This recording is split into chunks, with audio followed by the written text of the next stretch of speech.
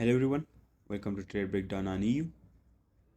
As always, we're gonna start off with a daily time frame to determine our higher time frame down liquidity and our daily buys, right? Now, some of you have been asking me whether that the daily chart is the only higher time frame I use for determining my drawn liquidity, and the answer to that is no. I also use the weekly time frame to assist me in determining my higher time frame drawn liquidity, and then refining that down to the daily time frame, right? Now, in these breakdowns currently, I'm just showing you my thought process on the daily time frame because I believe that's more than enough to assist you for the time being, right? But as we move on to the next levels, I'll also make sure to show you my weekly analysis and weekly thought process too, right? For now, if I showed you that, it would be too overwhelming for you to digest that information from the weekly, right? So that's why I've decided that I'm just gonna stick to showing you the daily chart at the moment, right? But do remember that the weekly time frame analysis also goes behind determining the higher time frame drawn liquidity and building a higher time frame narrative. Now, for some of you, these breakdowns might have already started to become a bit boring and repetitive, right? Because I'm just literally repeating the same stuff over and over again, right? But remember that that's exactly how it's supposed to be, right? It means that I'm using the same stuff over and over again, day by day, to find entries and take trades, which means there is a consistency factor to it. And that's exactly what our aim as traders should be, right? If you're always looking for some type of dopamine rush and trying to look for excitement and something interesting here in trading, then trading isn't the place for you, right?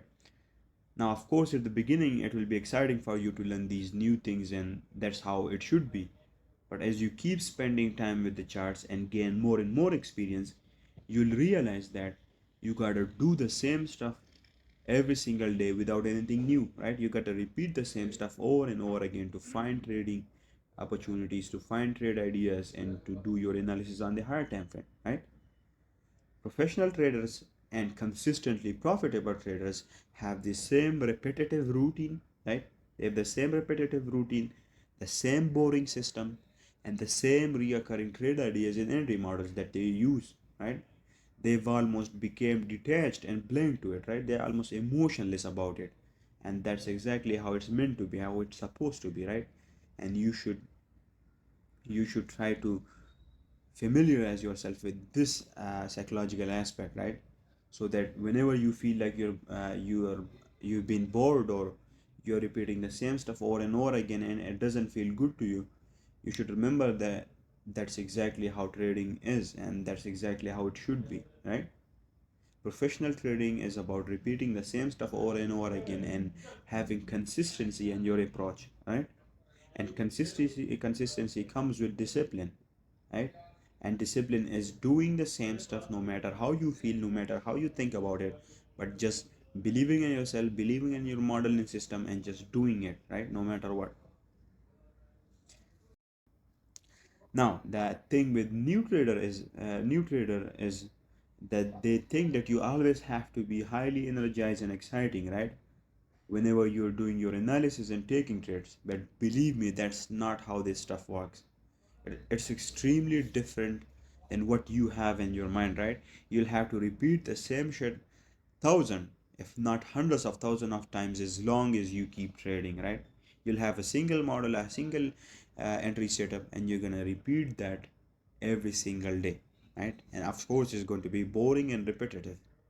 So whenever you feel like you don't want to watch these types of videos because you're just listening to the same stuff over and over again, then remember and always remind yourself that that's exactly how it's meant to be, right? Watch and repeat the same stuff so many times, so much times that it becomes subconscious for you, and you have to force your mind to make all of these things subconscious so that you don't even have to think actively about it, right? That's how it's meant to be. And as they say, repetition teaches the donkey and practice makes perfect, right? So remember this at all times. Now, getting back to the charts, you can see all of this price action. I have already discussed this price action in the previous breakdowns, but let me give you a small summary again. So initially I was expecting this low to be taken, and after that low is taken, my down liquidity next would be this range high right here, right? Now, what happened is that we, as soon as we purged this low and price then went above and closed above and formed this order block, I chose this order block as my key level, and I look for price to react to it and then expand from here. And you can see price reacted to it on Tuesday and then it expanded above, right? So I had determined my higher time frame drawn liquidity to be this range high. Now, you can see that the Tuesday candle didn't took out the range high, right? But instead it closed below, which means that now I can have another trading opportunity or opportunity to find a trade in a CRT on the lower time frame to profit off of this drawn liquidity, right? We still haven't reached that higher time frame drawn liquidity, and maybe on Wednesday I can find another trade there and try to position myself towards that higher time frame drawn liquidity and exploit it, right? That's my main objective. So the drawn liquidity is this range high, right? And now let's go down to the 4 hour time frame to find a CRT there and then to position myself in that CRT towards this higher time frame drawn liquidity. So right here on the 4 hour, you can see right before we took out the range high, we stopped, right? We stopped and closed below on Tuesday. So then on Wednesday, as soon as the Wednesday candle opened, I decided to look for another trading opportunity on the lower time frame. And obviously I couldn't have just entered right away, right?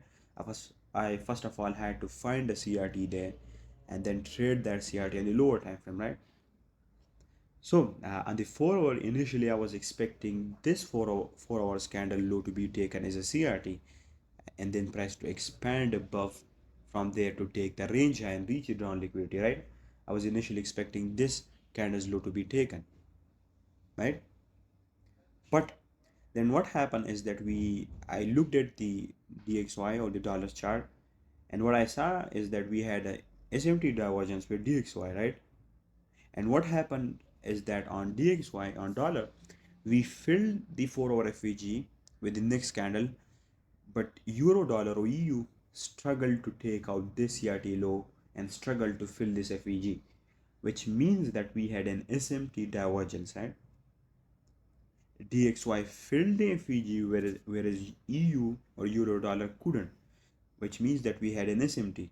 And as soon as I saw that, I dumped the first initial idea that I had and decided to look for another entry just off of this small candle, because price showed me that it's highly unlikely for price to go below to take out that candle's low or test the FEG because of the SMT divergence with DXY.